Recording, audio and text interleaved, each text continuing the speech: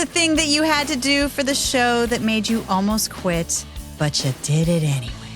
We had to gather so much cow poop, and we just had a giant vat.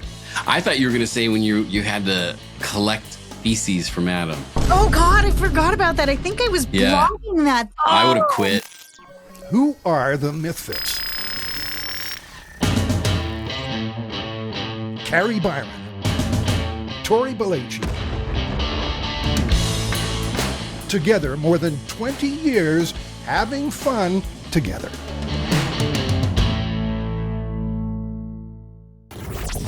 It fits. Welcome back. It's another Monday, a beautiful Monday. Kari, how are you?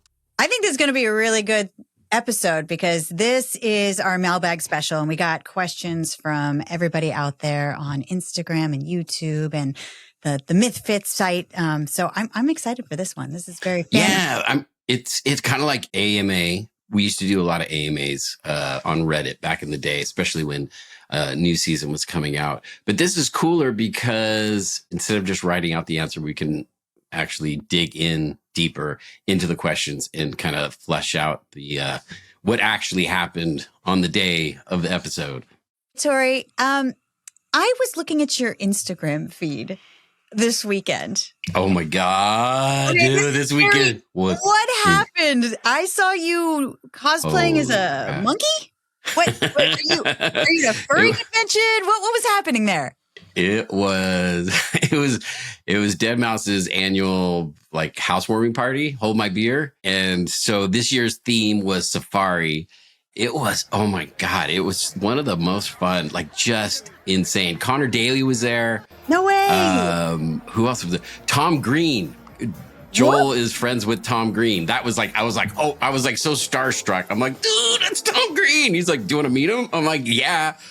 It was just, this party is just so off the hook. At the end of the night, we always light off fireworks. Usually this party happens closer to the fall, and so it's usually a lot wetter. This year, they did it in the end of July, and so they were like, no fireworks because we don't want to set off any, we don't want to burn anything, obviously. And then at the last minute when I got there, I was like, so do we got fireworks this year? And his assistant's like, no fireworks. And then Joel caught wind of it, and he was like, we should get some, huh? And I was like, yeah, we should. And so this guy brought these mortars. He brought just the regular kind where you light and they just like shooting off one at a time. But then he had the ones where you drop in the tube and light the long fuse. Yeah. Oh my gosh, these things were awesome. Were you worried about setting off fireworks wearing a monkey suit? It's very flammable. A lot of fur. I think at that point in the party, I had changed out. Everyone's like, dude, you're so like, because it was a hot day, and it was like, there's no way you're gonna last in that costume. Like, you're gonna melt. We'll see how long. And I was so committed. I went until like late into the night, and as soon as we were ready to do the fireworks, then I took off the suit because that would have been bad. Oh my God! It sounds like fun. Yeah, I was trying to figure out. I'm like, what is happening with this Instagram? Like, I'm not used to seeing you roll around in a costume unless it's Halloween, and it's generally zombie themed. I was just like, I kept showing my daughter. I'm like, what do you think Tori's doing right now? It was so crazy, dude. It was so crazy. What did you do? Yeah, we were up in Tahoe, and we were spending some time on the lake, and just having some chill family time. Her family, my family. I learned that because I'm not sporty and nobody showed me how to row, I've been doing it wrong my entire life. So I'm out with a canoe and I'm just like muscling this oar. And, I got a lesson. They're like, no. You're supposed to use your abs. You're not supposed to just like force everything with your arms. Cause I was torched by the end of the day. So now I know better. But my arms were so tired. It was so much fun. It's sunny. It's beautiful. It's a lake. It's family. There's no. That sounds awesome. No fireworks, but lots of fun. God, when you said, did you change out of your monkey suit before you did the fireworks? That reminds me of this party I was at years ago where this guy was in a onesie and he, those furry, like a chipmunk onesie or whatever. And he was flame ball juggling So basically it was like these balls of cotton with weight inside of it. They would dip it in gasoline, light it on fire, and he would like swing it around and like do this dance, right? Yeah. It's very Burning Man, but he doesn't usually do it. He's never done it in a onesie. And so he's rolling it around and it hits him and his whole suit catches on fire. Yeah, and those we're are like, fast fashion, cheap plastic suits. That's yes, it's all polyester. And we're just like sitting there going, dude, you're on fire. And he thought we were like getting all excited at his skills. And we're like, no, dude, look down, you're on fire. And so he started running. And all I remember is this one guy going, roll, motherfucker, roll, stop running, get on the ground, roll, motherfucker. We almost had to call 911, evacuate, helicopter evacuation. wild times. Wild. Yeah. Something like disc golf and sitting in a canoe. You guys are psyched. Hey, that's fun. TV on fire. Did you go down on it? Like, did you put a ice chest in your inner tube when you went down the Truckee River? No, we didn't end up floating. It was way too crowded, so crowded. So we just kind of shifted and we found a little like lake where you had to 4-wheel for a while to get to this lake. So there was not a lot of people there. And that's cool. Yeah, it was a long, dusty, like one of these kind of rides where you're just like, by the time you get there, you're all bounced out. And it was like, once we got there, it was just, like this beautiful crystal lake. And my niece, she's like, take a picture of me. And I'm like, okay, what is she going to do? And she did this hair flip where the water goes up over her head. And she's like, it's just like grandma. And I pulled up this picture of my mom from the 70s where she did that. She was a model and she did some modeling on like print ads.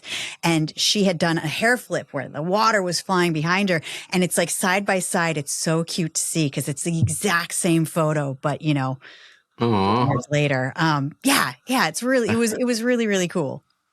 You remember we were going to test the myth that there are bodies buried at the bottom of the Lake Tahoe lake because they said during the mobsters would put people they wanted to get rid of in concrete shoes and dump them in the lake because the lake is so deep.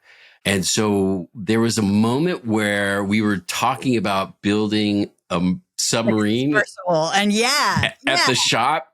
And we're like, dude, there's no way we're going to be able to build a submarine that would withstand that water pressure. It'll be suicide. But then years later, remember we did that show called Weird Trips? Strange Trips. Yeah, it was America Declassified and then it switched to Strange Trips after that. And so I went up to Tahoe with a inventor who builds 2-man submarines. And they're like $2 million. And I'm like, who buys these? He's like, Russian billionaires. I was like, well, why are they Russian? He's like, those are my best customers. So basically it's a 2-seater. It looks almost like a jet, but it goes underwater. And we went to the bottom, not the bottom of Lake Tahoe, because he was like, they weren't sure if this would withstand that much water pressure. But we did get to the shelf of Lake Tahoe before it drops way down. And then it just went black, like into the abyss. It was so crazy. But we never saw any dead bodies at the bottom, at least as far as we could see. I guess we got to do a revisit into Tahoe, Tori. Let's go. Yeah. Isn't there a lot of Bigfoot folklore up in Tahoe? Well, then let's just bring Les Stroud with us. We can make a big old party. That would be fun. That would be fun. A remote podcast in the forest looking for Bigfoot. I'd do it. I think that would be pretty cool. Go hunting with him. Yeah, but all the survival stuff would be fun. We're never going to find Bigfoot because I think the closest thing is you in a monkey suit, really. Hey, I got big feet. You know what that means? Big shoes. Big shoes. Big shoes. All right, this is the mailbag special. I guess we should start getting into some of those questions, yeah? Yes. All Let's do it. Let's see what we got. It's the end of summer. We're going to have to finish off with all these tank tops. And I have so many really cute little Quince tank tops that I've been wearing all summer long. I'm going to have to put those away. It's about to be sweater weather. I am ready to like purge our closets. I would love to just purge everything and start fresh because I love Quince. Everything I've gotten from them so far, I overwear it. My favorite is the washable silk tank tops. I put those under everything because they just feel so soft. My favorite is their sweaters. Their sweaters they're like, they fit right, they feel right, and they look good. And the best part is you're not going to break your bank buying the clothes because they're so affordable.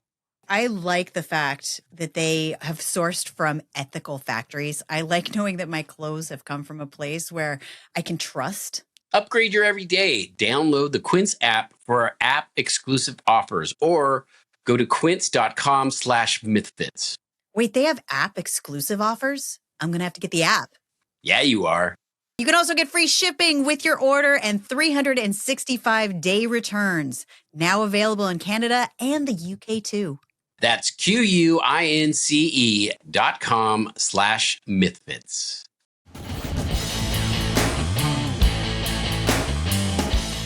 All right, MythFits, are you guys ready for some questions? This one's from Old Beekeeper. Wonder what he does for a living. What crazy skills did you learn on the show that ended up improving your life? Adam and Jaime have talked about how all the stunt driving lessons have actually made their casual driving better. I agree with that, actually. I mean, do you remember when we got to do that stunt driving out at the Alameda runway where they were talking about a J-turn and stuff? I feel so much more confident with if your car goes out of control, like now I know what to do. Or pit maneuvers. Remember they taught us how to do the pit maneuver? That was fun. So if you want to just like take somebody off the road, put them out of commission, we know how to do that now. Or even just stopping distances. Like in your head, I've seen Instagram posts that are like, hey, if you're going 60 miles an hour, here's how long it's going to take to stop your car. But when you're actually doing it, it makes you realize, oh, I should leave a lot more room between the car in front of me and where I'm driving, for sure. Yeah, I feel like we would push the limits of whether it was driving, steering a boat. Like we would push the limits on vehicles so far in a kind of a safe environment where we wouldn't crash into stuff that it helped us see, oh, okay, this is how far I can push this car before I lose control. Props to you as well. I feel like I learned a lot about building and sort of building hacks and carpentry and ways of doing things from you, from Jaime as well. But like, just, you had all sorts of tips and tricks from being a prop builder for so many years that like I would be trying to do something. You're like, no. Let me show you how to do that faster and easier. And I've definitely taken that into home improvement or whatever that's actually helped me. Like you are a wealth of knowledge when it comes to carpentry. Hey, glad to help. Yeah. It's that famous line, fake it till you make it, right? I used to do that all the time. It was just like, yeah, I know how to weld. And then you would just learn on the job until you actually could weld. I believe you. What is a life skill that you picked up? I'm thinking back to the time it was when we were putting out fires with the ski boat. Yeah. And I had I'd driven boats growing up. My grandfather, he was a commercial fisherman. So I was very familiar with driving boats and then also going like water skiing or wakeboarding. But I had never pushed a boat. And this was not just a regular boat. It was a jet powered boat. So it was almost like a jet ski, but like a 4-seater jet ski. And that was kind of like a day where it was like pushing that boat to the limit where I was like, oh my gosh, like, this has improved my boating skills so much. And now I can put out a fire. Yeah, you can J-turn a boat straight to splash up onto a fire. Straight up. throw that tail out there. And yeah. I feel like I also, strangely, I improved my drinking skills because of all of the myths we did around alcohol. That's where I learned, that I have an intolerance to beer. If I add beer into any situation, because we did, so many myths around it that like later I did my own research. If I add a beer into any moment of my night, I will have a hangover. So. Oh, interesting. And I felt like the beer. I love it. It's so sad. I don't think for me, it was less the myths. It was more the Australians that were working on the show because it was like, it would be like 4:30, 5 o'clock, and then they would just all break out beers and start drinking every night. And that's kind of what build my tolerance, I think. So I want You're to thank the Australian crew for that. Right. All right, I got another one from Ken F, or maybe it's Kinf. I was watching the Head in the Freezer episode and Kari got covered in goop. What crazy things did you get asked to do and what did you refuse to do? Head in the Freezer. Was that the Jason Friday the 13th movie? Jason X? Yes. Yeah, So in the movie, Jason grabs somebody's face, dips it in liquid nitrogen until the face is frozen, pulls the head out of the vat of liquid nitrogen, and then hits it on a steel table and the face shatters. And so we were like, would that actually happen? So what I remember from this era is, one, you did a face silicone mold of my face so that we could actually crush a face with just a big smasher. But I was at the time, it was somewhere around March, the end of March, and I was really pregnant. I ended up having a baby in June. So I was giant and I was carving. We wanted to try it with a pig head first. So I was in, I was in an ice carving place with a chainsaw trying to, create a pig head out of ice, which was so fun. It turns out I love carving ice. There's a life skill that I learned from the show, but who knew? You're an ice carver. The vibrations, I remember I'd feel the baby kick, every time I turn the chainsaw on, because she'd be like, "What are you doing out there? Noisy. What are you doing?" But then we had to kind of reenact the scene. So I had a lab coat and a blonde, horrible wig. And then we had Matt Cordova dressed as Jason, and he was supposed to grab my head and then smash it into the table. And I just smacked my hand on the table at the same time. So it made a noise. And then I came up and made a funny face. But in the end, the editors were like, "This looks so bad. We're taking this crazy, super pregnant lady and just her.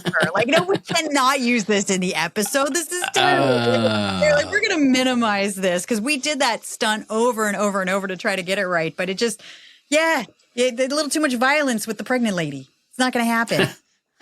Could you tell you were pregnant? Didn't you have a big old lab coat on? Yeah, but the lab coat's out to here. It's impossible not to see that I'm pregnant. Actually, that's a bad look. That's a bad look for MythBusters. I'll throw a couple pictures up for this podcast so you can see how pregnant I actually look. And that was, so March, it was the end of March. Yeah, I was about a month and a half from having that baby. It was crazy. That's funny.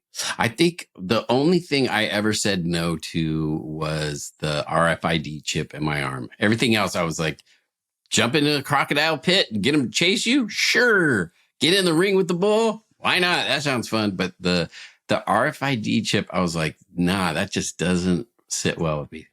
And you did it. I did it. I think if I saw, ahead of time, really registered how big the needle was going to be and how deep it would go into my arm, I probably would have said no. But you did all the crazy stunts. I almost felt like I got to do this. If Victoria's going to say no, I'm going to do it. And it was in my arm. They were a decade. I remember they were like, "What? You're not going to do this? This seems so simple." And I was like, "Nah, just not going to do it." Buried alive? Yes. RFID in the arm? Nah. No, thank you. I got it taken out of my arm and I had it in a little envelope for many years, just sort of, and I was going through cleaning out stuff and I was just like, I'm going to just throw this on eBay, see if anybody wants it. Somebody bid on it and bought it. So, they might be able to use my DNA and clone me from it because it's definitely weird. Yeah, I've seen you send a lot of stuff on eBay. Your shoes. What else? One man's trash, another man's treasure. So why not? All right. Next question comes from Bookshop Girl 02. Is there a myth that Jaime and Adam got assigned that you wished you guys got to tackle instead, or vice versa? Let's see. What are the one I'm going through them in my head? Were there any that you can think of right away? The one I've talked about this before. It was from a movie. There was this guy. He's got captured by the bad guys, and it's these two big, heavy set bodyguards on either side of him. and they're in a car. They get sideswiped, and because he's in between these two big guys, he survives the crash. And so I saw this in a movie, brought it to the producers. They were like, "Oh, this is great." Jamie and Adam saw it and go, "Thanks, man. We're gonna take it." And I'm like, "Boy, I found it. I thought we would no, okay." So that one They bugged got me. to go to zero gravity. I always wanted to do that thing where you're floating. I thought that was really cool. Yeah. There was one, though, that I'm glad they got because I was kind of like, how in the heck are we going to build this? It was going to be machine gun crossbow. So basically, it was this old medieval weapon that could fire multiple arrows like, a Gatling gun. But it was just a crossbow. And the thought of building that was just breaking my brain. And I was like, when they took it over, I was like, oof. Because I was like, I would not know where to start. There are a couple just that I would like to know if I could do, like the duct tape tightrope, where Jaime was walking on a tightrope across that giant. I think it was over at the dry dock. The dry dock at the. Just because I want to know if the heights would have got me if I was gonna I would love to just try that one. Do you remember how scared Jamie was going over that he had like a really bad fear of heights or something, but he was like shaking as he was trying to go across that. Do you remember? Yeah, I mean, you're high up off the ground. That's why I just for my secret agent skills, want to know if I could do it. That was a crazy one because at any moment it could break. You could just and he was harnessed. But I had just never seen him have that kind of a visceral reaction to a situation. Like he was always very even keeled, didn't get excited. But seeing him just kind of like, his body, he couldn't control it. It was like, whoa, this is wild to watch. Is Jamie afraid of heights? I don't remember that. Is he? I just remember that. I mean, if my memory serves me correctly, and lately it hasn't been, but I just remember him going across, but he was just like shaking. I don't know. If I could put on my Analyze Jamie hat, I would say Jamie trusts himself in what he's building, so he wouldn't be scared if he was creating a Gatling gun or anything that would be a weapon or a car, or say he trusts his building skills. But like duct tape, you have to put your trust in the fact that duct tape is going to hold up, and put your trust in the rigging, like the stuff that kind of you have less control over. I think that would probably lend to it, but I don't know. I know you're afraid of heights. Yeah. Totally. Would you have done it if they were like, come on? I mean, I would have done it, but I wouldn't have wanted to do it. But you'd have done it. Yeah. God, there was one that we were doing my hands are getting sweaty right now. It was just, they were like, we got to get Tory scared. Let's have him go climb up the supports of the Bay Bridge. And, you're hooked in and you have cables to walk up. But just that, the thought of climbing up the bridge. That's why I don't get these, these urban explorer types that they just climb up there without ropes, without harnesses, free climb, and then just sit on the edge of the Golden Gate Bridge and take pictures of their shoes or videos of their feet hanging off the edge. I'm like, I don't get it. Ugh. It makes me, ugh. I'm guessing you didn't watch any of that free solo kind of stuff. No, I won't. Yeah. It's going to upset me. Yeah. Be disturbing. Oh. You got to have a bit of crazy to be able to pull that off. Yeah, totally. I'm one of those people that's redecorating my house constantly, but the thing lately that has totally transformed my room is I got a new rug.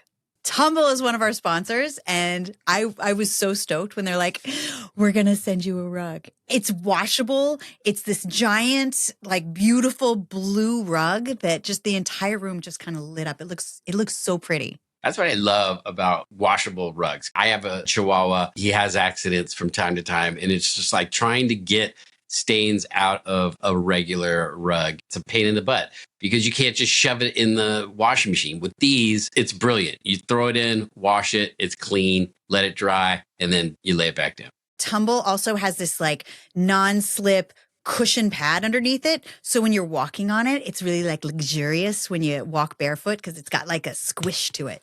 The great part is they are Okotex approved, which basically means that your kids and your animals are safe to play on. Machine washable rugs made better. For a limited time only, our listeners get 10% off and free shipping at tumbleliving.com/mythfits. That's TUMBLE living.com/mythfits. And after you purchase, they will ask you where you heard about it. So please support our show and tell them that we sent you.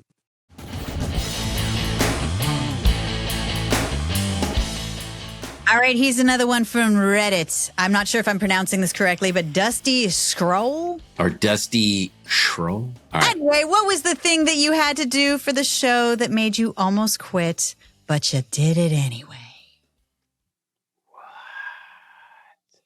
I mean, we've definitely done a lot of things for the show that were just like, oh. Do you remember when we were doing the Young Scientist Challenge? Yeah. And it was my birthday, and we were trying to make a circular, a closed system for powering a lawnmower by using the methane from cow poop that we gathered from cows who were eating the grass. Yeah. And we had to gather so much cow poop, and we just had a giant vat, and we were in way overtime. Like everybody was like ready to go home. It was dark. And wasn't it raining too, which makes it even more muddy and disgusting? And it was just like, it was hot, and we brought all this poop back to the shop, and I'm just like stirring a giant vat of poop. And I'm like, what? Yeah. Why is this my job? This is oh my God. Disgusting. It was for a very special episode. I don't even think it's in the reruns, but that was definitely one of those days where I'm just like, I'm not feeling this. There's no myth. What are we doing? What are we doing here? I mean, it was cool. It was cool. It was cool, but like the poop part was not enjoying that. I was not enjoying that. I thought you were going to say when you had to collect feces from Adam. Didn't you have to do that? Oh God, I forgot about that. I think I was blocking that. I would have quit. Man. I would have definitely been like, I draw the line. Find somebody else. That's not me. That's not it's not in my job description. Definitely at the bottom of the food chain back then that I had to like grab some of Adam's poop and bring it to get analyzed, like in a bag. And it was a little on the watery side. Like, I don't know what he was eating the day before. Maybe he had a touch of the food poisoning, but it was really more fiber. More fiber. Really awful. Yeah. Ugh, yeah, that would. There was never anything that I was asked to do that made me want to quit. It was more like people. Like there was, certain directors that were just like so cruel that it was like, oh my God, like I don't know if I can deal with this for a long time. But then I was like, you know what? You're gonna have to fire me. I am not quitting. You and I had that same attitude because I've people ask me, people who are, they have a lot more HR and there's a lot more rules and norms in the workplace that we just didn't have back then. Where some of my Gen Z friends are like, why did you put up with that? I'm like, I don't know. It was like a Stockholm syndrome. Because we were broke and we needed the money. But we could have gotten jobs doing other things that would have paid us better. I mean, I don't think people realize it, but if you were, in advertising and just making graphics, you would have made more money than we did on MythBusters. We just okay, you guys wanted to be famous. But we still did it. Nothing made us quit. Oh my God. Okay. This one is from YouTube. It's at Furham. You guys wore a lot of fun costumes during the show. Which were your favorites, and were there any that sucked? Tori, you love costumes. You dressed like a monkey this weekend. What costumes did you like? I did dress like a monkey, and I was happy to do it. Let's see. The ones that I love. I remember my favorite was when Superman goes into a phone booth and quickly changes into his Superman outfit. We all came up with our own stupid superheroes and our costumes, and then we tested how long it would take to go into a phone booth undress and then dress into your uniform before you fly out or whatever. And so that was a fun experiment. I enjoyed that costume quite a bit. When we were doing the Kung Fu myths, I thought that was fun when we got all dressed up. It was wild. Or when you were wearing a knight costume. Do you remember you're wearing a suit of armor? Yeah. I think that was when we were doing the paper armor and you were wearing a suit of armor for... Yes. Oh, was that? That might have been the different. paper armor sucked. It was the idea that you could fold paper up and make it as strong as armor and that it would repel like knives and arrows. And it was something that they actually used as folding paper. It was a cool myth. I don't remember if it was a Korean suit of armor. I think it was, or Chinese, but it was like this ancient suit of armor, folded paper and just scalloped like scales on a fish. And that was supposed to be enough to withstand sword strikes, arrows, like you were saying. Worked pretty good up until we got to bullets, right? I mean, it worked pretty good. Yeah, it definitely stopped some of it. The thing that I hated the most, though, is we wanted to see how feasible it was to move around and fight in. And so they had me wear it and go through the obstacle course at the Alameda Sheriff's Training Facility. Wasn't and there it was a moment 90 degrees that day too? It was so hot. It was so hot. But the worst part was I had to climb across a rope that was hanging. It was attached to two poles to scale across a body of water. So I was like upside down. My legs were crossed over the rope and I was like pulling myself to try to get over to the other side. And it was so heavy and I got tired. So I fell into the water and then that paper just like soaked up all the water and it weighed a ton. Oh man, we had some good costumes. I liked the pirate costumes. Yeah, those are fun. I loved how into it Grant would get. He would show up in a Doctor Who costume for no reason. He had the best costumes. I imagine he had a whole closet that was just costumes. Like he had Star Wars costumes he would show up in for our Star Wars myths. It was fun. That was a good time. Yeah, he came as Han Solo that one time. I would say a costume that I didn't really enjoy is when I remember we were trying to test the Tin Man myth and they were going to paint me in silver.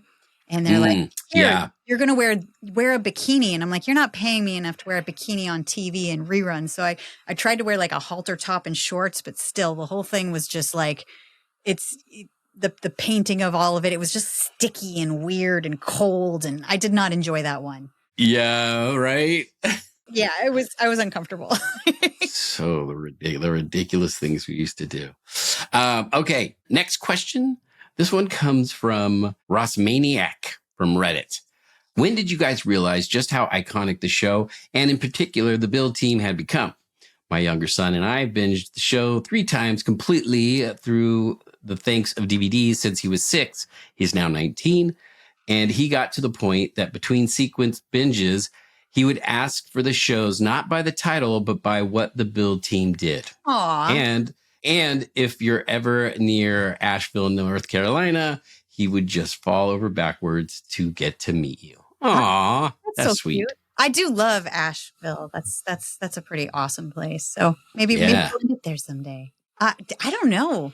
I guess I do. When did you feel like we were iconic? I don't know. Well, not iconic, but at least liked. Because for so long we would just read the MythBusters fan page and they were like, we hate the Build team. They're little brats. Like, we just want Jaime and Adam. And when we went to Dragon Con, this was maybe like through season 3. And I was just so nervous because it was like, they hate us. And you, Grant, and I walked out on stage and we were getting cheers. And it was like, whoa, they don't hate us. Like, that was like a eye-opening moment. I mean, I guess there was a certain era where I remember getting a lot of pictures of kids that were dressing like us for Halloween, which I thought was adorable. So I guess that's when you kind of get outside because, we would be in the shop. It just felt like we were making our own home movie. But then every now and then you kind of got that infiltration of like, oh, wow, people out in the world are watching it. Like kids are watching it and dressing like us for Halloween. Yeah. That's kind of cool.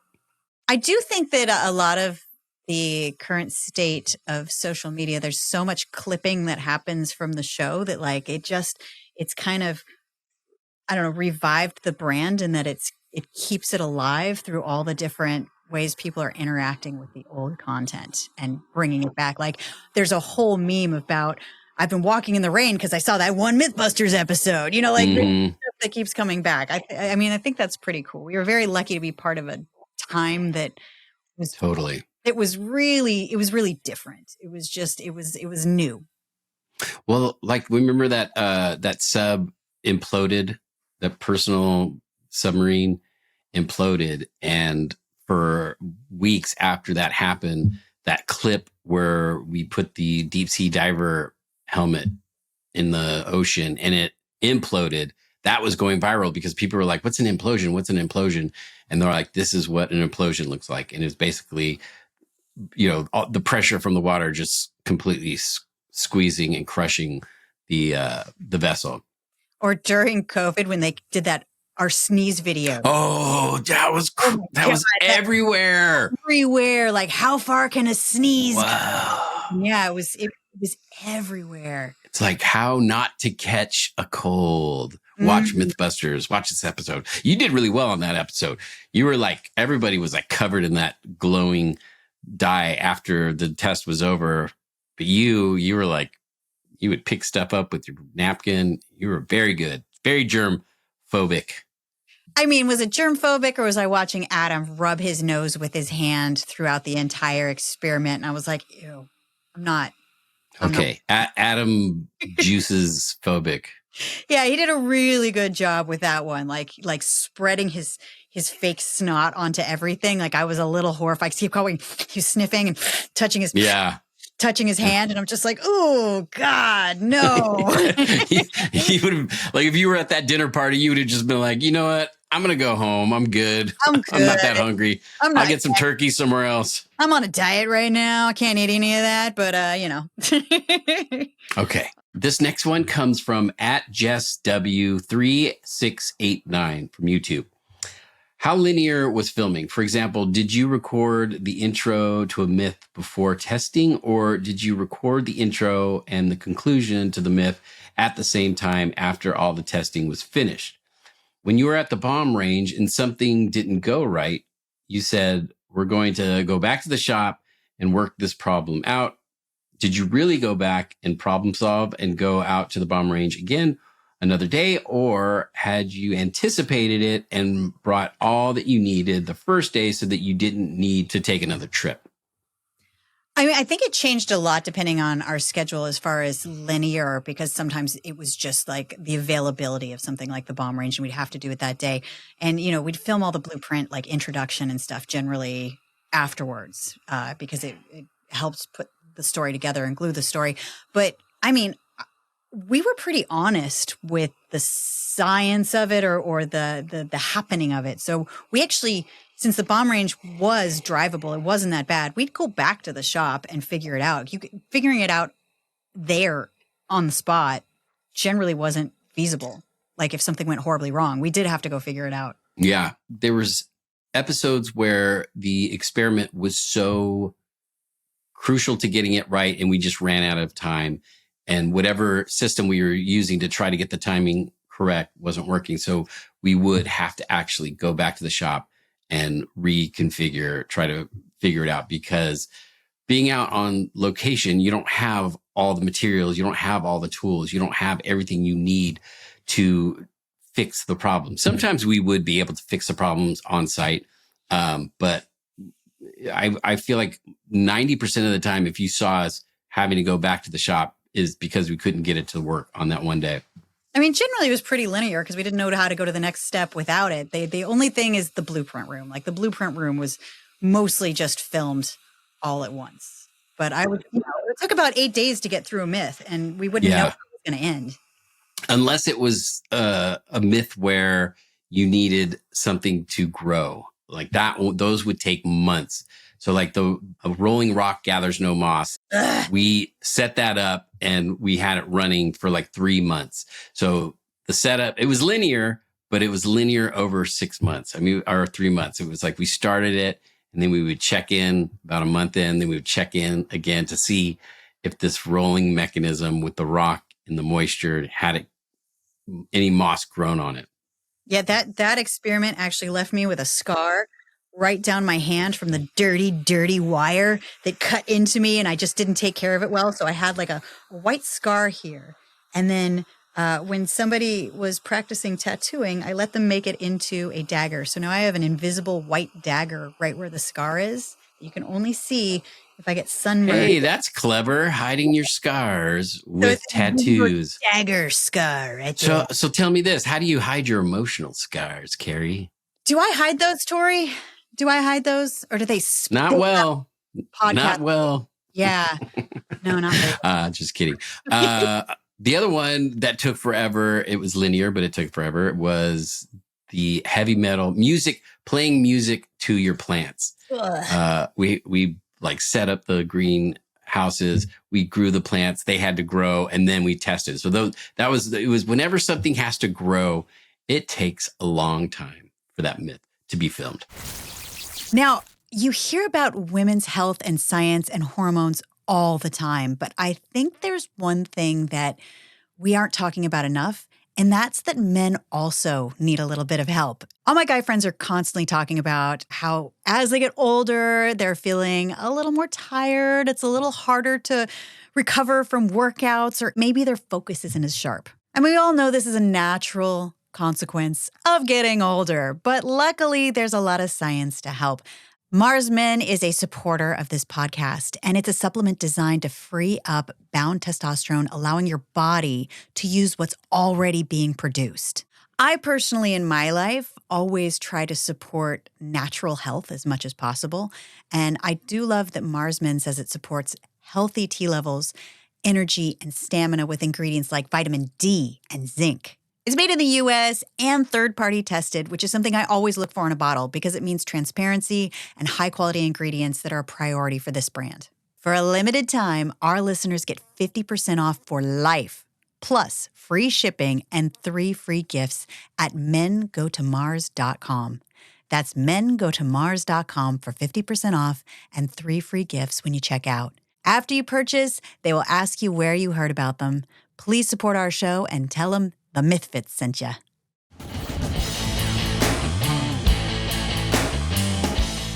All right, I've got a question from Aki9887 from YouTube. I grew up watching MythBusters as a kid. Thanks for making my childhood special. Aw. From a YouTube comment of MythBusters, I came to know about your podcast. It feels really great to see you guys. Missing Grant, though. My question is, which is your favorite MythBuster episode? We miss Grant as well. Yeah, he should be here with us doing this. He would have. I know, that would be a trip. And he had a better memory than both of us. I feel like he would have remembered the minutia in a way that you and I wait, what happened? I don't know, though. He used to have a notebook that he was like, yeah, when I'm done with MythBusters, he would draw all these sketches on whatever he was building, and then the calculations, and he's all, when the show's done, I'm going to publish this book. But then he went back through it, and he got so much stuff wrong that he was like, yeah, I'm not going to publish this book. I wasn't as right as I thought it was. So I don't know. That would be funny. It'd be cool to have him on, though. I wish we kept all of our call sheets that explained everything that we were doing. If it's, you just don't know in the moment that you're supposed to keep these things. And it just seemed like trash at the time. I wish I had every single one of those call sheets. And on the backs of them, I do have something. I can't tell if it's a sketch that you did or Grant did that was a motorcycle rig. And it was explaining the angles of how we were supposed to pull the motorcycle. And it was so cool to kind of come across that in just some random paperwork. Oh, that's cool. But it's hard to pick a favorite myth because it was just they were all so unique. It's like picking your favorite child, right? But for us, that's easy because we only have one child. So I know what my favorite child is. I mean, I feel like I could more. It'd be easier for me to remember myths that I hated doing. I hated doing pyramid power. I thought that was yeah. There were myths that were not our favorite, or things that we were kind of miserable through. I mean, I loved whenever we did Shark Week stuff. I thought those were really fun and cool, and we were in the Bahamas, and it was like a family adventure. I loved whenever we were doing things I really did love Duct Tape Airplane when we were doing MacGyver myths. Yeah. there was like no consequence to it because you're really recreating something that MacGyver did on a TV show to see if it actually would work. It wasn't like something that really happened. It was something that happened on TV. So it was just fun to see if we could make it happen. I love doing that one. It's crazy how much this show kind of made an impact on a generation. And now there's like this new generation, because you were saying like viral videos where they're clipping MythBusters, or there's a whole channel on Amazon Prime apparently that has 24 hours MythBusters. So now you have like this new generation that are growing up. And you know, it's like, we just thought we were creating this fun, ridiculous show, but so many people are like, it really had an impact on them. I mean, I can remember mostly the myths that I loved weren't necessarily the best myths, but the best times we had. I loved when we were doing luxury car drop, and it was such a hard myth to pull off, and it was such a team effort. And then when it ended, there's this moment that the three of us all ran onto scene, and we just nerded out. We're all hugging each other and in a circle going, yeah! Like it was just like that sort of moment of like, oh my God, we did it. And then the cameras go off and everybody joins and we're all screaming together and jumping around with the cameraman, the producer, the sound. Like it was just like all of us coming together and pulling something insane off. Those were my very, very, very favorite moments. Totally. Well, thank you for all these questions, Kari. This was fun. This is a good one. Yeah. I mean, let's keep it coming. We'll do another one. Walking down memory lane with the fans. Keep sending us those questions. We read YouTube. We read the DMs and Instagram. We read the comments. We're always trying to talk with you guys online. So please leave your comments, like, subscribe, follow, all those kind of things so we can keep this community going. Yeah. And stay Kari Byron. MythFits. Stay weird.